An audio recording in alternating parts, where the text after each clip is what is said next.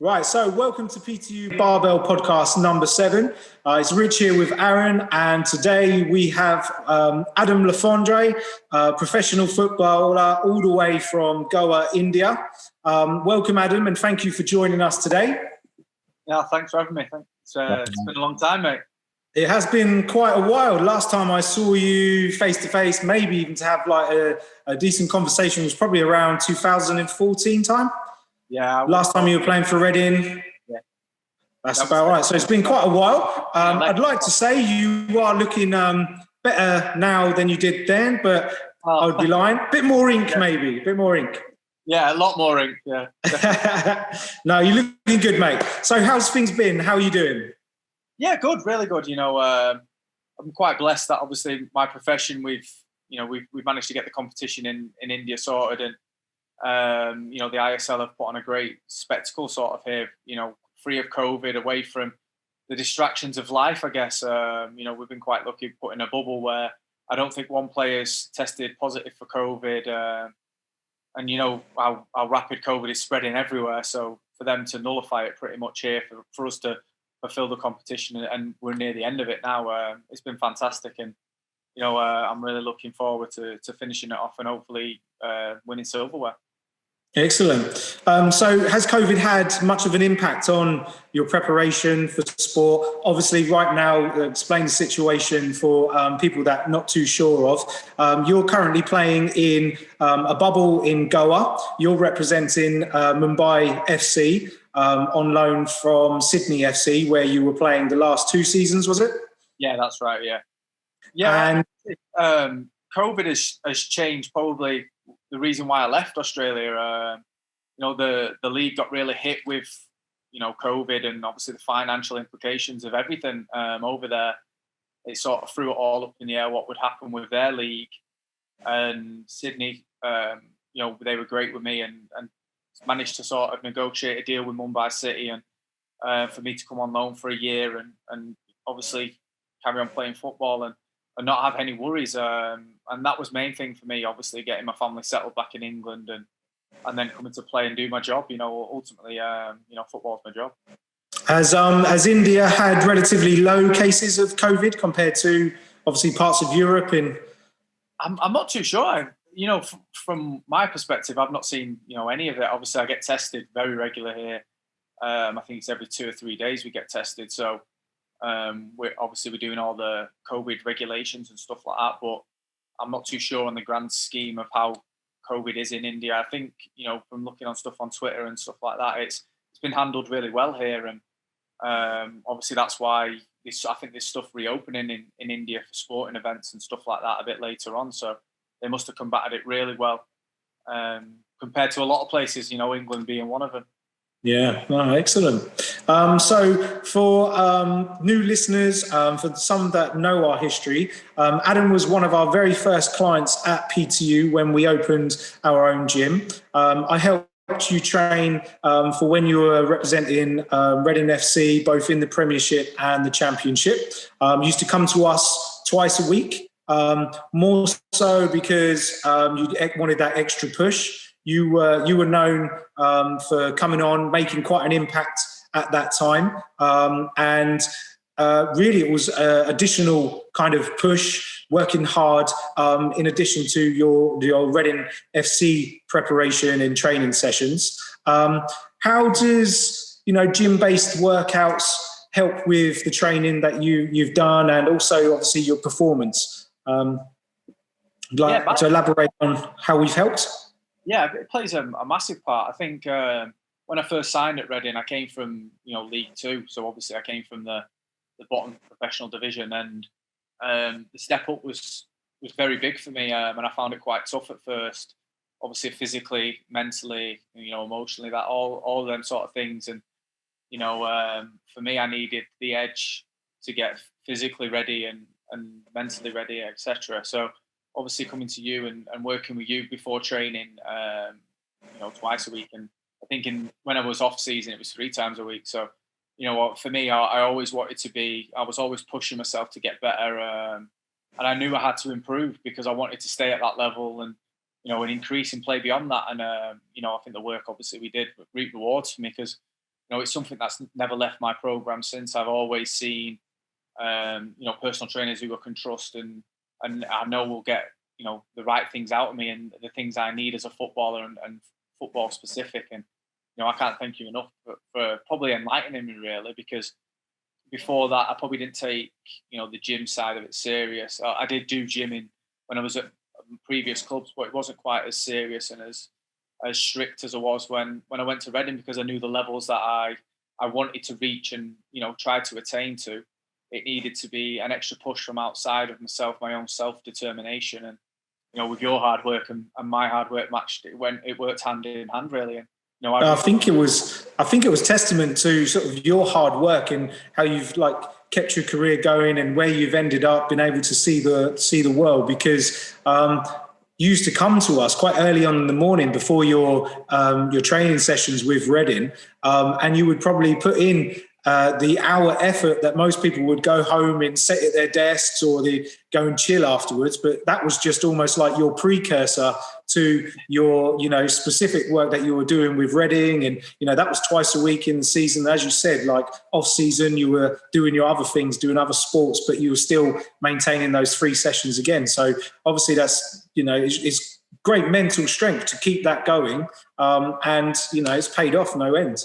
Let's touch on, so your career started at Stockport County, and then you moved on from Rochdale, Rotherham, where obviously we met when you were working with Reading, and then you moved on to Cardiff, Bolton, Wolves, Wigan, and then obviously you've gone to the other side of the world, in Australia with Sydney FC, and now currently with Mumbai FC. So when you were growing up, did you ever think that, it would take you to around the world playing the game that you love? Was it an automatic love? Was it something you fell into? Did you play other sports? How did you end up being, the footballer you are today? I was always playing football. I think from about 2 or 3 year old, I was playing football. I think I played my first game when I was maybe 5 with playing with 8-year-olds. So I was born into a football family, and it was life bred for me. And I think probably I got to about 7 or 8, and I realised that I didn't want to do anything else. All I wanted to be was a footballer. And I played for a few, obviously academy clubs at that time when I was 7, 8, and I sort of realised that obviously I had a talent because I scored a lot of goals when I was younger, and my desire was to work at that and, be driven at being a professional footballer. I set my eyes on one target of being a professional footballer. I didn't set on being, obviously a globetrotter sort of journeyman, but, I'm delighted with I've tried to get every last bit out of my body because, at the end of the day, this is my dream job. Not many people get to say they're doing the dream job. My journey from, like I say, 5-year-old from, doing stuff on my own. My dad, who's been probably the biggest influence for me, and obviously as you do in my life with football, because he was always grounding, not grounding me as in I was bad. He was grounding me as in keeping my feet on the floor. He'd always make me want to do more, to be better. And as I got older, that sort of seeped into my professional life where, as you get like 14, 15, you can sort of tell your dad to, one of them, and you're not listening to him and whatnot. But I never sort of did, because I realised he was right in what I wanted. Sometimes his delivery was a little bit harsher than how I would like it. But, what he did for me helped me become the man I am today and helped me have the same belief in myself as a young player when, I think like you touched on mental toughness. You have to have that. You have to have strength for character, and I think that's something I've, lived through. The ambition I've had from 7, 8 years old to not have any other thing in my mind other than be a professional footballer, and achieving that really. I can thank God, my family, obviously my wife and children as well, because they came at a vital point for me. I met Amy and when I was at Rochdale, so she's been a key part of this journey with me, and obviously the kids have helped down the line. They probably took a few hairs off my head from that. time back then, but I wouldn't change my journey for the world. I love playing abroad, and I probably couldn't see myself playing back in England now. The romantic side of me to come back in England and play before I retire, yeah, would be great. But I'm enjoying playing abroad so much. It's mentally, revitalised me. I came to a point in England where it just became a little bit stale, a bit, repetitive of what I was doing, and I'm not bored. I wouldn't say I was bored, but just maybe a little bit uninterested because what I was putting in, I wasn't getting the reward I felt I deserved out of it. And as a player who's proven a lot of things over the time in football, I felt I deserved that chance to prove it again, and I wasn't getting that, and so that was disheartening for me as a player. And moving abroad really refreshed my outlook on football and really gave me an added enthusiasm. And everyone talks about mental, obviously, well-being now, and it's a lot more prominent in people's thinking. That really helped me, and I think in coming years that's going to be even more prominent in football. That a lot of more English players are going to look to move abroad to see the world more, because don't get me wrong, the English game is great, but there's also the not so great sides of it, which not a lot of people get to see. I was going to say, playing it this time of year, help when you're in somewhere like Mumbai or in Australia, I would imagine. I was going to just seeing another side of the world is amazing. I was going to say, actually, for looking at your stats, mate, in the sun, you're fucking killing it over there. You just hit 250 goals, career goals, which is I was going to say, yeah, we need to shout out to that one. He touched on scoring a lot of goals. 250th career goal. I don't know. That's 44th in the UK, mate. That's 44th UK player ever. Oh well, I don't know. I probably missed 250. That's the worst thing about it. I've left too many on the table. If I'm going to catch Ronaldo, I've got to play for another 20 years. I don't know if the body will do that. In Sydney, you're scoring every other game, if not every game as well, man. It's amazing. Do you think the sun helps? Yeah, definitely. Like I said, it gave me a real new outlook on football. Going over there and revitalised myself. I had a totally different role in the team. I knew I was going to be playing near enough week in, week out, and the team had to depend on me. And for someone like me who scored a lot of crucial goals in the career, it sort of appealed to my ego as a player. And it's same here, when you're the main man or one of the main men in the team, I want to stand up. I want to take them glory moments. I want to be the player that they chant the name for. I want to be the one who they talk about after a game because I've decided the game.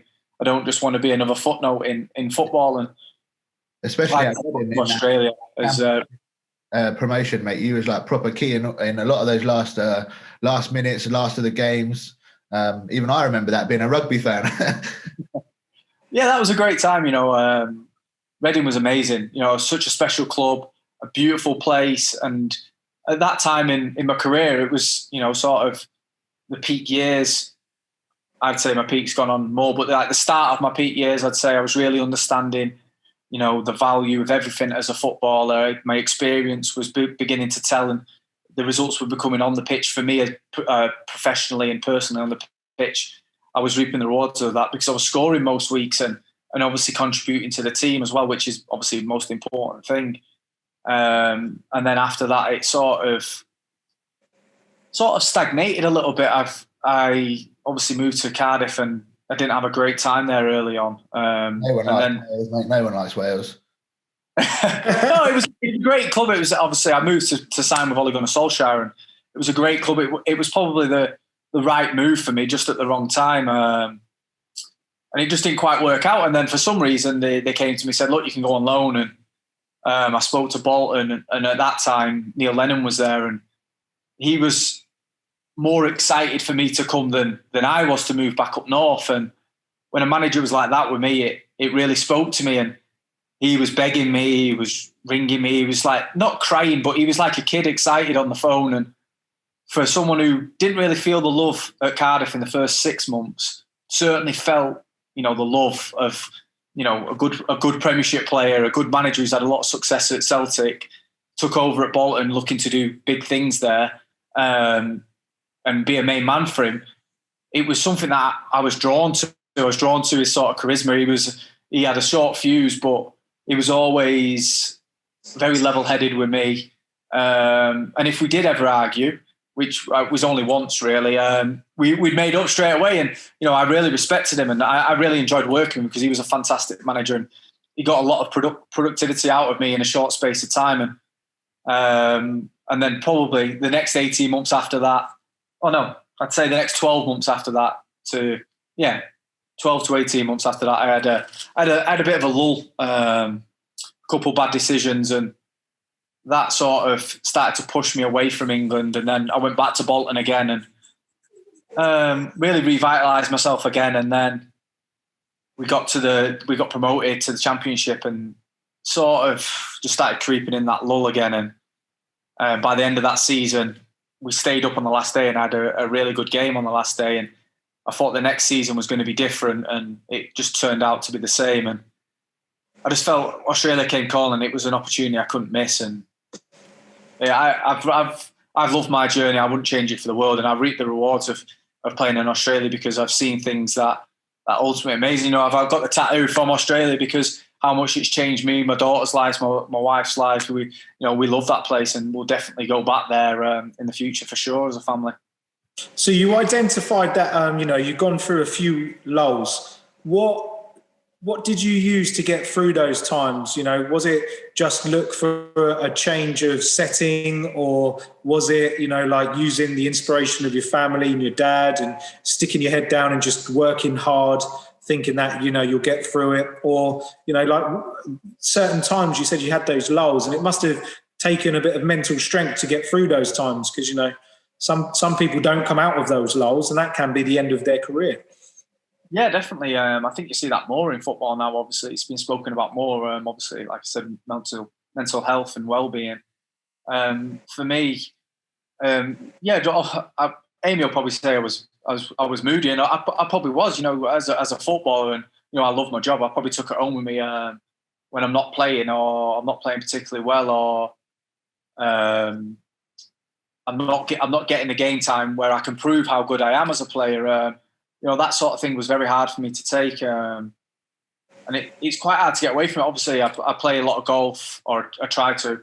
And that was sort of my release a lot of the time, was, going out on the course for 4 hours and sort of relieving frustration away from football because I wasn't getting the right results on the pitch. So I needed to, take myself away from that and, put myself into golf, or obviously with the family and with my girls, obviously at home, to help me try and get out of the lull in the situation. But obviously my first love is always football. So for everything to be right on the pitch, I have to be on the pitch and affecting games. And that's where, I wasn't on the pitch and I weren't affecting games. So that was affecting me off the pitch.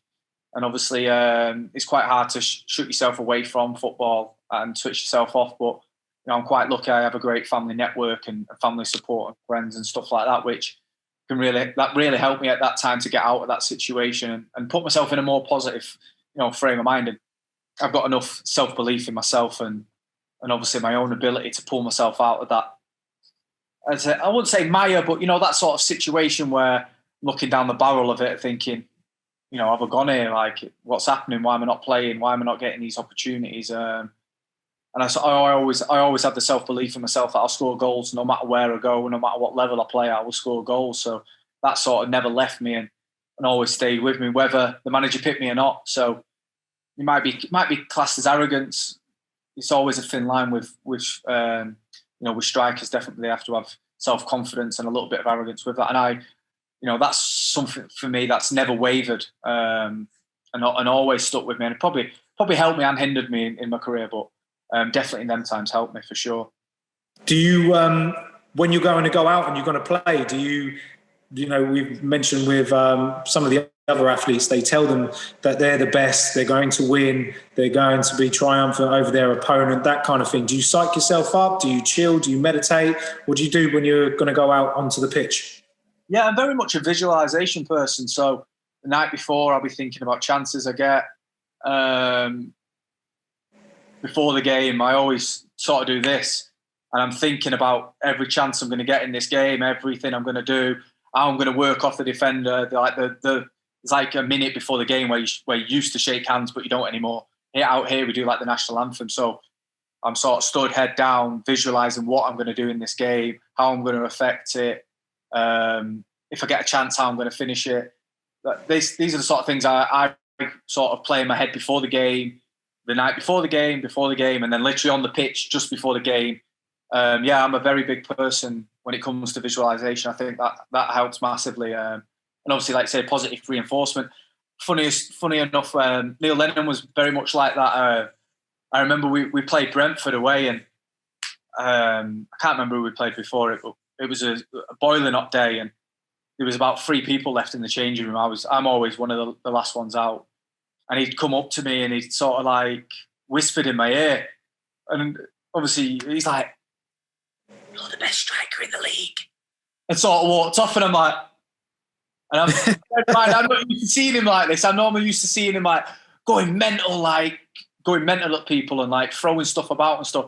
And to see him come up to me and just go, "You're the best striker in the league," I'd be like, "I am actually. You're right. And I'd like go out of the pit. I played really well that game. Scored. Me and I think we drew 2-2 in the end. I played really well that game. And I always come back to it. It's something that always sticks in my mind with Lennon. I think he sort of knew all the right buttons to press for me as a person and as a player. When I needed a G up, he G'd me up. When I needed, a little bit of love here or there, he would sort of just come out of nowhere and be like, "Don't forget, you owe me a goal today. You're going to score." Like just daft comments like that, which would get in my head and be like, "Yeah, I do owe him one today." Do you think sometimes, obviously, like everyone should and can have a coach. Do you think sometimes you just connect with other people better than certain other personalities? It takes 2 people really to click to get the best out of the coaching performance, the players on the field. Because you said when you were at Cardiff it didn't quite work, and I remember you were quite excited to go to Cardiff because of Ole being there, because obviously you're a big childhood Manchester United fan. So did you just think sometimes for a team to be successful, it's just a case of the personalities just mesh, and it works? Sometimes it just doesn't. Yeah, definitely. I think sort of the blueprints of clubs as well. I moved to Reading, who were predominantly a crossing team, a very attacking team, 2 rapid wingers firing crosses in the box, which for me as a striker who scores a lot of crosses and getting in the box and finishing off chances was perfect for me. Obviously, I moved to Cardiff with Ollie. Was pretty much the main reason I went to Cardiff was because of Ollie, because I loved Ollie as a player, wanted to work with him, and I really enjoyed working with him. But he got sacked after 10 games, and even when Russell Slay came in, like I liked him as a person, but the style of play which we were playing didn't really suit me as a player. I liked him as a person, but it just wasn't going to work the way we were playing. And unfortunately, I suffered as a casualty of that sort of style of play. My game suffered from that, but that's what happens in football. Sometimes you have to put the team first, and a lot of the times I did do that because you have to be a team player before yourself. They do say never meet your hero. Yeah, well, no, but he was amazing. Like when I spoke to him on the phone just before I come, and I remember sitting in the house in Wokingham, and he rang me, and I'd gone, "How you right?" And he'd go, "Hi, Adam," and I was like. I was like a little kid, and I was just like, "Oh my God, are you all right?" Like, if you would have seen me, it would have been embarrassing. I would have been like a little 7-year-old, like speaking to Santa or something. I was literally gobsmacked. Like, he rang me. He's like, "Can't wait to work with you in that," and I was like, got off the phone, rang my dad. I was like, "Dad, I just spoke to Ollie." Like, it was something for me I had to do. It's just unfortunately at that time, the chairman wanted an immediate bounce back to the Premiership, and after 10, I think it was 10 or 11 games, he didn't think Ollie was the man, and sort of pushed him out the door quicker, and it sort of left us up in the air really, because we had a massive squad. It was a big, massive rebuild that was going on, and we sort of pressed the eject button before we'd even done anything, which was unfortunate really, because I was really excited, as you could imagine, to work with him. Who would you say was, other than obviously your family being your inspiration to work hard and your dad pushing you, Who did you look to, other athletes, when you were growing up? Who was your idol? Was it Ollie? Was it, all of the Manchester United team, Ronaldo? Yeah, well, I loved, obviously, when I was a kid, in my younger years, I loved Cantona. I loved his arrogance that he played with when he played football. I sort of took a little bit from him. He used to walk around like a big peacock, chest out, collar up. I was going to say, did you used to play with your collar up? Yeah, 9 years old. As you can imagine, 9-year-old, soft as anything, collar up, chest out, like, go on, Kung Fu kicking the crowd. Yeah, well, maybe not that. I didn't have that in me. And then as I got older, I loved watching the Brazilian Ronaldo. He was just, for me, the best player that's ever played. Just got cut short by injuries. And as I got older, I wouldn't say I was inspired, but I was more influenced by players like who played my position. There was obviously Jermaine Defoe, who's similar in stature. He was an amazing finisher and probably didn't get enough credit for what he deserves because he's an incredible player. Aguero, when he came to the Prem, even though he plays for City, I loved him. Obviously, similar stature again. Ronaldo, his how he changed his game and his will to succeed is something that is unrivaled. Obviously, he's willed himself to be, arguably the best athlete of his era because he's changed from a flying winger, stick thin when he came to United from Lisbon to a machine by the time he was in Madrid, an absolute tank. And he still is, isn't he? And he's, he's still like the model of professionalism. So, them sort of things, like when you see people like that, you're drawn to their magnetism because they're at the top end. They're the elite of the elite. So, you want to know what they do. You want to try and see if you can take something from them and implement it in your life and help you have longevity in the game. I think obviously, like I say, I changed my complete routine when I came to Reading and started doing a lot more gym work and eating vegetables. Yeah, vegetables got in the diet somehow. Don't know how the missus mashing them up. I'm eating a little bit now. I'm all right. I'm getting a bit better with that sort of stuff as I get older. Who would you say is the the wow factor when you played your games, your biggest opponent, where you thought, oh my God, I'm playing against them this weekend? Probably Rooney. Obviously being a Red, Rooney. When we played United, it was Rooney and Van Persie, and they were the two best strikers in the league at the time. So to play against them and the way they played against us as well, it was like, fucking hell, like you can see why. Like it was like, I'm at the other end of the pitch watching them rip us apart, and I'm like, it's decent, this. Class. Like, how are they seeing these passes and stuff like that? And obviously, I wasn't really a fanboy in the Prem where changing shirts and stuff like that. I only got 2 player shirts, and that was Fernando Torres and Aguero. And I wouldn't normally do that. I wasn't that sort of where I thought like they're on the same pitch as me. I'm not really too bothered about getting the shirt, but them two, I thought like, nah, I couldn't go without getting their shirt. And even when I got Aguero's shirt, we were at City away, and he was walking out. So I was like, oh, Aguero, Con or Sergio or whatever, can I have your shirt?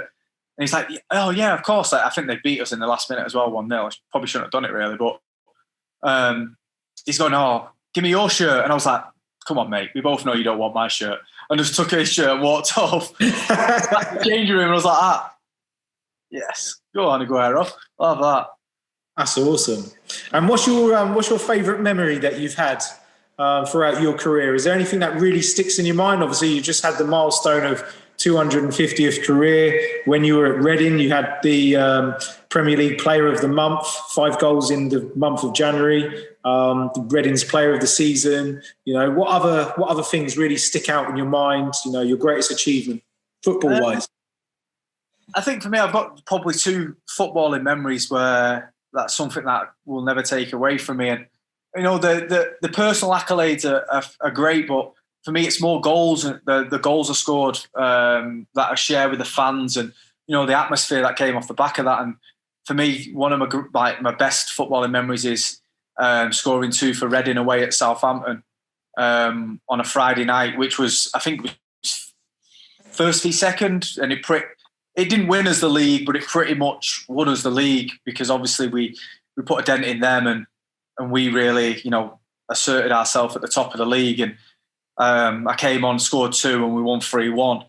And the atmosphere in the away end was unbelievable. It was, it's something. My dad still watches the highlights of that game now. He'll put YouTube on the telly. If everyone's in the room, you just hear clink, clink, clink, clink, clink, and YouTube's on. BBC comes on.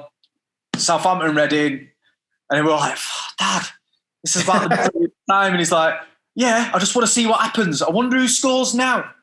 Oh, I wonder what happens now. Like, he still does it. And to be fair to him, like, it's amazing because I'm not really asking him to take it off because it still gives me goosebumps. You can still feel the atmosphere. It takes me right back memory-wise to, scoring them 2 goals. It was amazing. And then I had a similar one with Bolton where wasn't taking them up, but we stayed up on the last day. I came on, and I think we were 0-0. And I scored. We went 1-0. Then we went 2-1 down. Then I set up the last 2 goals.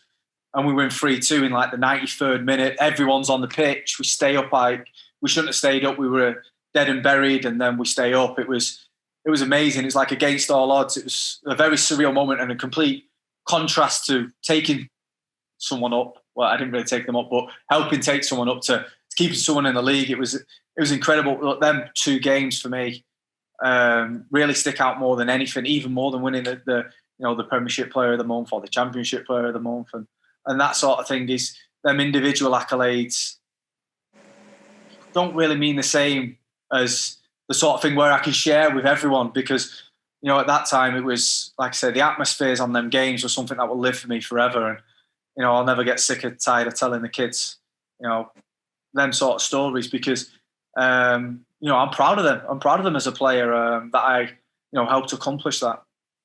Excellent. And what would you say is the real difference between obviously some of the teams and the players that you've played at, they're the elite. What would you say is different, between, say, like the successful team, the non-successful team? Is it the strength, the conditioning, the skill level, a mixture of everything?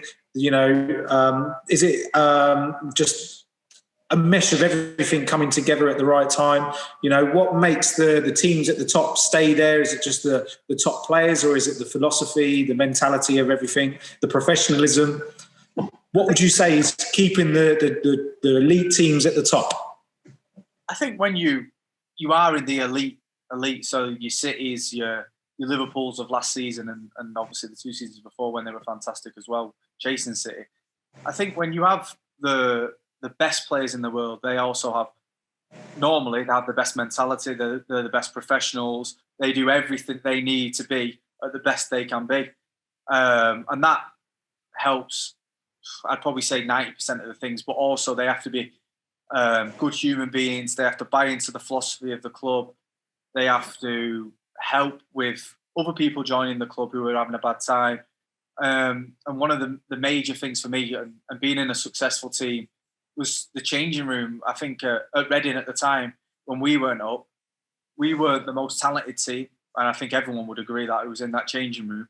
But I don't think anyone in that changing room would change one player from that changing room because of the people that were in it, the camaraderie we had, the togetherness of the group excelled us beyond any talent, easy for me to say, talent level of anyone else in that league, which was proved because we won the league. And Southampton were a massive team in the division. West Ham, massive team in the division, who were obviously a Premiership team before that, and they had to go up through the playoffs because I think they lost both games to us. And Southampton, I think, drew and lost to us. So we I wouldn't say we outworked them. Well, we did actually outwork them because we were that sort of team, but they had immense talent as well. But we were able to raise our game through, our game plan, building into the philosophy of the club, and the real culture of the dressing room from, the hierarchy as well. The manager who always spoke of the group, never of individuals. Obviously the staff below who fed into that, and that's what you have to have as a club. You have to have one direction, an amazing leader leading that. You look at your Peps and obviously Klopp's at the moment. They're amazing people and amazing leaders who lead the way for their club, and everyone follows behind them. No one steps out of line, because if you step out of line, you're soon out of them clubs, no matter who you are as a player, unless you may be Messi or Ronaldo. And invariably, their culture and philosophy follow your line if you're that player. So, you know, for me, it's all about being sort of synergized as a club and as a manager and a philosophy and as a staff. And the playing staff have to, you know, buy into that as well. And you have to have the right people in your dressing room with that. Excellent. I think, sorry, I jump in there.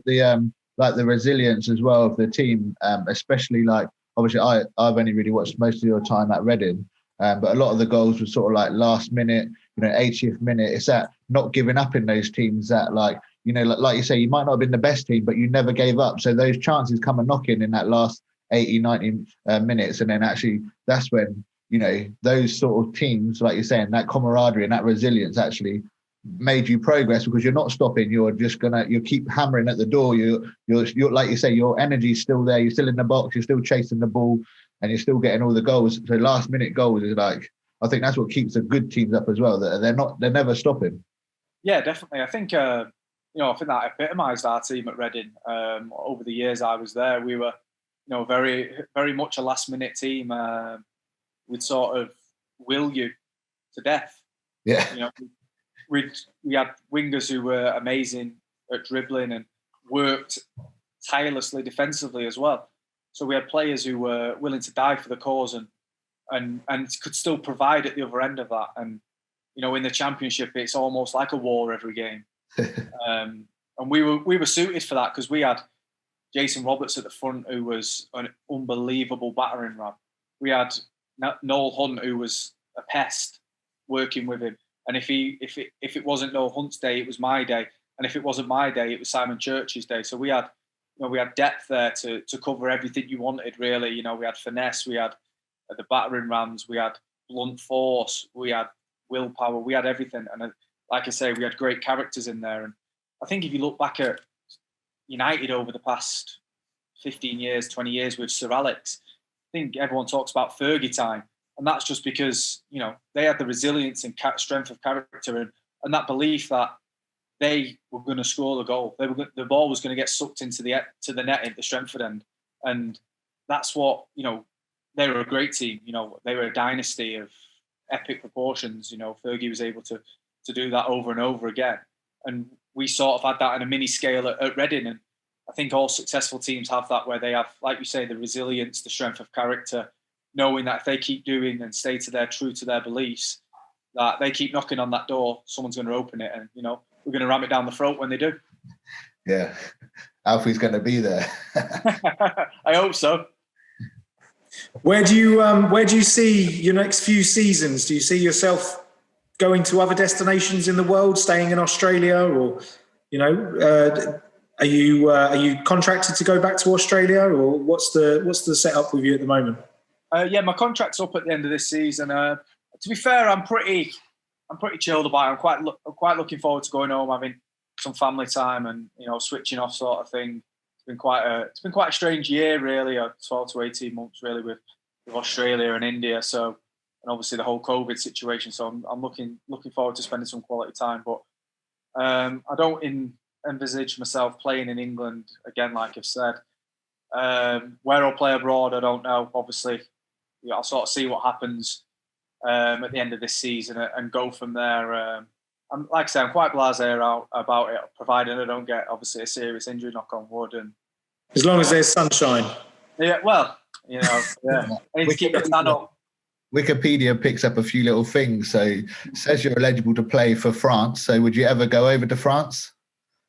Yeah, of course. You know, yeah, I am. I'm quarter French on my mum's side. Her father was French, so obviously I'm eligible for that. Would I go and play in France? Yeah, of course.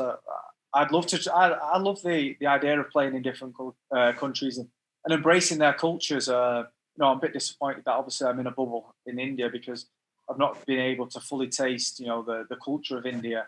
I've tasted some of the food; it didn't quite agree with me, but you know, to properly embrace the culture of the country and, you know, really bedded myself in, it's been quite hard, because obviously I'm based in a hotel, etc. But I really sort of embedded myself in Australian culture, and I look forward to doing that with sort of any country, because there's a lot to be learnt there, and I think it's great experience as well, life experience for me and my family. What's your nutrition like at the moment? If you is it all catered for you? Is it set out? Do you follow any kind of nutrition plan, or is it quite open-ended as long as you're, being able to maintain your performance? Yeah, we're catered for here. Obviously, they set out a set menu and a few things. There's like an Indian side of it, and obviously a bit more European cuisine for the foreign players here, if their stomachs can not handle obviously the Indian stuff. But obviously the food here is really good. I'm quite lucky really that whatever food they put on it's always nice and it's always healthy. I'm quite lucky that way. We do get maybe once every 2 weeks or once every 10 days we get like a cheat meal day, which was today really, which is like pizzas and stuff like that. Because obviously you do need that release sometimes to, if you're eating the same thing over and over again, sometimes you just need something different to sort of refresh you, even if it's just mentally or whatever. So, we've had that today, which is nice and something different too. So. And what are you able to do training wise? If you're in a bubble, you've got access to a gym, or do you say you've got your own setup that you can do? Do you follow a strength conditioning program, or is it quite open at the moment? We've got our own gym-ish sort of thing. Well, out on one of the lawn gardens where we've got a few apparatus to do, what you need to do sort of thing. And one of my next door neighbours put up like the Olympic rings, which every time we go for lunch, we have to walk past them and do 5 chin-ups. So we're always getting in probably like 6 sets of chin-ups a day. Do we need to get a battle rope shipped out to you? I think we've got one of them. We've seen it about, but I've not been hidden. Yeah, I've not been hitting that for a bit. Been spinning. Normally, if anything, it's spinning here and always doing like for me, I always do legs before training and sort of try and prime my legs. Do deadlifts, RDLs, good mornings, squats sometimes, obviously bench as you do, curls, shoulder press. Obviously, of course. The beach stuff. You got. I was going to say those the Mumbai FC t-shirts and the Sydney football shirts. They're quite tight, aren't they? Yeah. Otherwise, you've stacked up a bit, or they're hench these days, mate. Jim, told you it never left me to left you. You just left me. Just change of location. Yeah. Are you taking any supplements at the moment? Have you ever taken them historically through your career? Is there anything you swear by? Obviously, I'm guessing it would all be checked off by the informed sport type thing. So, yeah, I have olive oils. Fish oils, even not olive oil. Fish oils. Obviously, protein after training. I'm just looking at it all on there now. Protein after training. Collagen. I pretty much have that every day now. Vitamin C, zinc. So the main multivits, protein, and then the collagen as well. Yeah. Excellent. Like I say, pretty much since meeting you, I've changed probably my outlook in how I look at that sort of stuff, and it probably upgraded me as a professional outside of football as well as inside of football. So, you can pat yourself on the back for that. I remember you eating our USN bars and then worrying that they wouldn't pass the informed sport because they were like American bars. Yeah, no, yeah, I had to scramble for that and take them out my diet after a while. Oh, the games. So what are you going to be up to in recent time? Have you got like a game lined up? Obviously, you've just had one where you've what was that, yesterday or the day before? Yesterday. Yeah. Yeah, was it yesterday? I'm trying to think now. No, day before yesterday, sorry. Days blur into each other here. We drew 3-3 in the last minute against Goa. The next game's next Monday against Bengaluru. So we have a day off tomorrow, then train 3-day lead-in, and then the game. So it's quite good to, when you get a day off, just to recharge your batteries, do something different. I don't know, go for a walk or whatever, and get a bit of sun in and just chill out, do a little bit of gym as well, and sort of keep on top of things. Excellent. And do you have any like sponsors, or do you have any companies that you work closely with, or have been good to you and helped you with your golf and everything you'd like to mention? I'd like TaylorMade to help me a little bit more if they want. Shout out to TaylorMade, we'll make it happen. Yeah, definitely. TaylorMade. P770s, hit me up. Sim 2 as well. How's your golf game gone? Obviously, I think you started playing golf when we met, didn't we? Yeah. It sounded like as a bit of a side thing, but I see you playing more and more now and getting a bit competitive with your teammates and some of your opponents. So how's your golf game gone in terms of your handicap? Yeah, it's gone good, gone bad. Golf, you can never master it. Amy's fuming with it now, really, because at the time I was playing the computer. I was happy being a gamer, but she didn't like the sight of me sat on my daughter's princess chair playing in the kids' room. Then I needed to get a hobby, so I took up golf, and now she's a golf widow. Yeah, so she's not happy. When I say I want to go for a round and it takes 4.5 hours, babe, are you all right? She's not. She's like, I thought I want to spend the day with you, and I'm like, well, babe, you told me to go and play golf. Like, what? You told me to get a hobby. I've got a hobby. I love it. Let me do it. So, it's one of them, really. My handicap's come down. I'm probably around, when I play consistently, I'm like a 10 to 12 handicap, which is not bad. It's competitive. At the moment, I'm literally staring at my clubs. I thought I'd be able to go out and maybe play a little bit of golf in Goa at the time, but I'm looking at them and they're looking back saying, please use me, but I can't. No chance to. Yeah. So we'll go straight to Jem Karakan's question, which is, who's the best Turkish football player and who's the best Turkish golfer that you've ever played with? I've never played with any Turkish players. The only Turkish player I know is, let me think of his name. Shmem Shmarakan, he was. Played for Reading and Bolton with me. Yeah, Jem. Obviously, Jem's bantering there, but yeah. A really good friend of mine, Jem. We had great times at Reading and at Bolton together. And he's an excellent golfer these days as well. His handicap went from about 24 to about 8 real quick. And he's one of my very good golf partners because he maces my mates for me.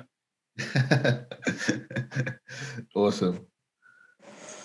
Have you got any other questions, Az? Yeah, we got plenty of good ones. Let's. I don't know if this is a hater or not, but it might be a good thing because it's from a girl. She said, "How would you describe yourself in one word? Would it be a tool?" Now I'm thinking she means weapon. Are you a weapon? Nah, I know who this is. This is funny. I know why they've done that, but I'll leave it. Shall I move on? Nah. I'd say ruthless. Nice, man. Nice. The second question we've got here is Messi or Ronaldo? Ronaldo. Lots of people want you to select them for your biggest fan, but I don't really know what they want from you. We've got lots of people want your jersey. Oh. How does someone get a signed Adam Fondre Mumbai City jersey? They'd have to, I guess, email the club. I think they'd be able to sort that out. Yeah. If they emailed the club, and they'd probably pass the request on down the line, I reckon. So this was a good one. How are you maintaining your physical aggression? Physical aggression? I'm always aggressive. I'm always an angry little man. I think I've got, obviously, little man syndrome. Well, on the pitch anyway, definitely. I'm always aggressive on the pitch. I don't know any other way to play. So I don't think that ever leaves me. That makes sense. It does it outside of football. I'm not aggressive outside of football, just inside of it. Who's your best or favourite teammate? Ever or? It doesn't say ever. At the moment, yeah. I've made a lot of good friends out of football. We'll go with ever. Let's go with ever because then you can give us someone good.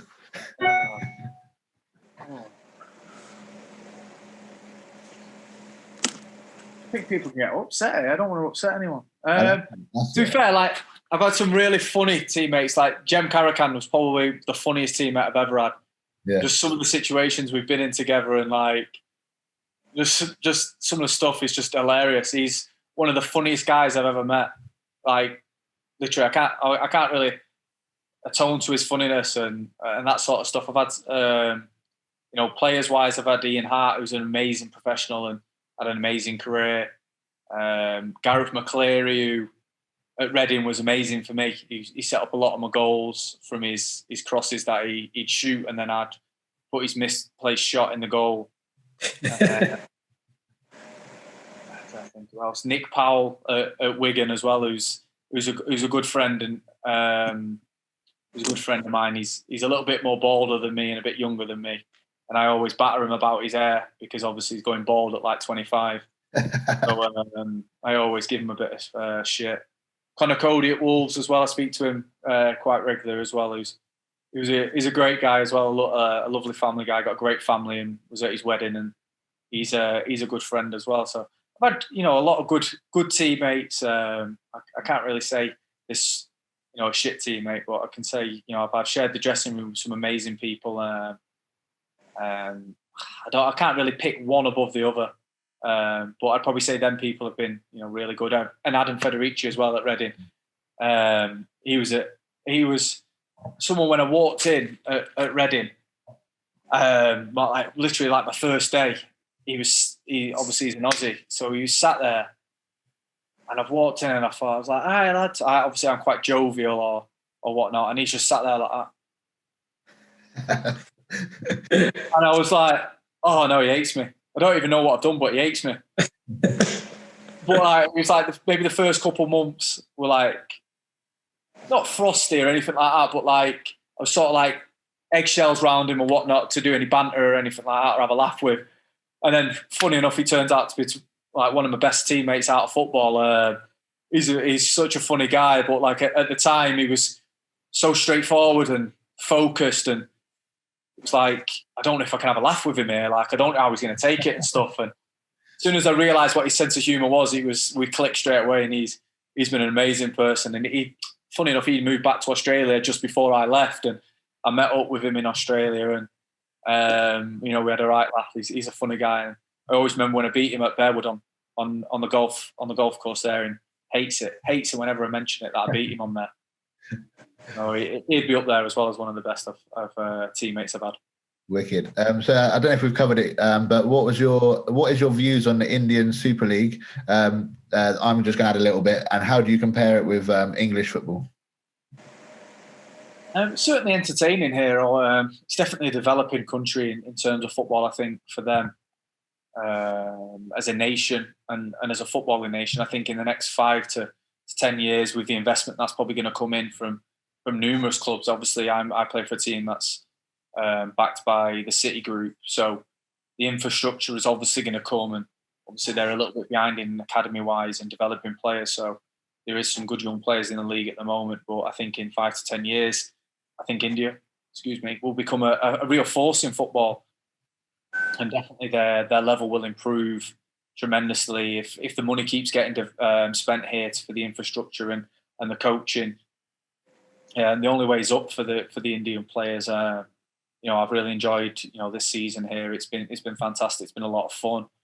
I think comparative to England, the physicality is a little bit different. Obviously, it's a lot more physical in England. Probably a little bit more transition game here than it is in England as well. Probably, like I say, it's a little bit more physical football in England than here, and they try to play football the right way here, but sometimes it isn't always an option. Whereas England, normally, especially in the lower leagues, the only option is the forward option, where you play forward as quick as you can. Nice. The next one is, what's your favourite memory at Bolton? I touched on it before. I had the last game of the season against Notts Forest in the Championship. We were second bottom at the time, dead and buried, and I've come on and sort of changed the game, and we've won in the last minute. And it's something for me that, with my whole family there, after sort of the first half of the season where I was looking at leaving the club really in the January, and come February time, I got into the team, scored a lot of crucial goals coming towards the end of the season, and then impacted the final day as well. So was amazing for me. That was probably my best moment there, even though I didn't even win anything. All we did was stay in the division, which was quite surreal, really, considering, like I said, we were dead and buried before the game, and pretty much during the game as well. We were things weren't really going for us until the last sort of minute. I also had the season before, we won promotion on the last day, and I managed to score and set up a goal in that as well. So, I had great times at Bolton, considering I was only there, I think maybe 2.5 seasons in totality, or maybe even 2 seasons in totality put together. But I had amazing times there, amazing connection with the fans, and something that even today, I still get tweets saying, come home, from Reading fans, Rotherham fans. Bolton fans still, tweet me the same sort of thing. Please come home, bring us back. We want you back. That sort of thing. It's for me. It's amazing for me because we've shared amazing times together, and like I said, the memory of the Forest game will never leave me as a player or as a person. And same with Reading. Really, the memories I've shared with Reading fans will never leave me as a person, player. I don't think will ever leave my family either because they've been touched by it as well. Yeah, awesome, man. I think it shows in probably your career. You're like a man of influence and changing the game. Even when you're just coming on last minute, you're still changing games. You're starting, you're still changing games. You're joining teams, changing games. I think that's probably why a lot of people want you back because there's not a lot of many players, especially English players out there that come on and actually make that impact anymore. Especially in you're looking at the teams at the moment and you're kind of thinking, oh, are they going to do something? Whereas I think I don't want you to get a big ego or anything, but when you come on, something's going to happen. Something's going to have to happen because it you either make it happen or it does happen. Yeah, I was quite lucky. I would say I was lucky with the teammates as well because they knew what I needed as a player, and they deliver that the ball I want the majority of the time. Then it's up to me to get in them situations to put it away, and I tended to do that, which was lucky and skillful on my part, and lucky and skillful on their part as well because I was lucky enough to be there at the right time at the right moment. Yeah. So this next question is going to hopefully bring up some gold, mate. I want some gold right now. So what's your favourite off the pitch memory at Reading, whether that be at the training ground or a night out? So come on, let's have some gold. Oh, give the people what they want. It's not. It's funny, boy. It's not like I always remember this with Royston Drent. He had 2 moments at the club. One moment he didn't turn up for a whole weekend, or didn't turn up for 3 days in a row. Then turned up with 2 birds who watched training in high heels as we were training, doing small-sided games, and then just got off with him arm in arm afterwards. Yeah, that was one. We were like, "What's going on here?" This blonde and brunette are walking up. Stood on. Is he the guy from Real Madrid? Yeah. He was the big player of the squad at the time. Yeah. And he had these 2 chicks on the sideline, just stood on the boards, like the gaffers there with the assistant. These 2 chicks just stood on the boards watching us train. And we were like, what's going on here? We were professional here. You got 2 girls just stood there. And then another one was a fight he had. I think they were doing 5-a-side. The centre half Pearce, I think Royston scored a goal and took the mick a little bit, which he could do because he was an amazing, talented footballer. But then I think Pearce didn't quite take to it, so he booted him pretty much in training and give him one. So then after training, they're going at it, separated, and then next minute they come in the gym and fighting everywhere. And then Royston swings at Pearcey, misses Pearcey, but hits Joby McAnuff, the club captain at the time, in the neck and knocks him out. So Joby couldn't play in the next game because he had concussion. And he was obviously he's fuming because he's trying to stop the fight. Everyone's trying to stop the fight. And then it was done after that. That was done as soon as Joby got hit. The fight was over. It wasn't even a fight. We missed the skipper in the next game because of it. It was crazy. I think in the end they had to pay for a meal or something. They might have to pay for a meal to take us out or something like that to say sorry to us for disrupting the harmony. Cool. Yeah, that's probably like probably the daftest thing. And I think that's really looking back. Yeah. Excellent. That is wicked. Last question is quite a good one. I think it's a good one to finish on the last question. And it's, what's your message to young footballers out there at the moment? I think it's keep working. For me, I think for my personal experience is hard work. Ultimately will bring rewards. I think nothing's ever given to you in football. Definitely, I know anything in life.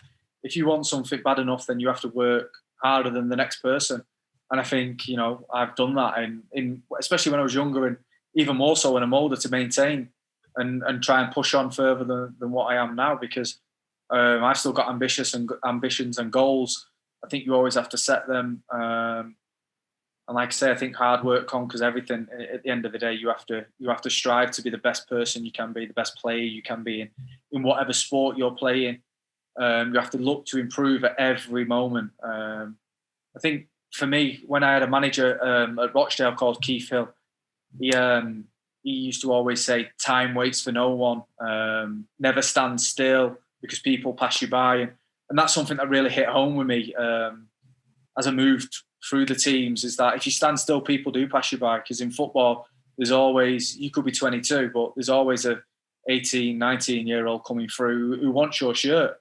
So if you're not trying to improve, by the time he's got to 20, he's probably going past you, or you're regressing and he's progressing. So it's always easier to move on from someone who's regressing and go with someone who is trying to progress and trying to get better. And I think for me personally, that's what about, as a young player, you have to be willing to learn, you have to listen, and then you have to work on your craft. You have to try and master your craft, whatever you do, whatever sport you're playing, whatever profession you're in, whatever walk of life you're in, you have to try and master it to be the best at it, because that's how you get your rewards at the end of the day.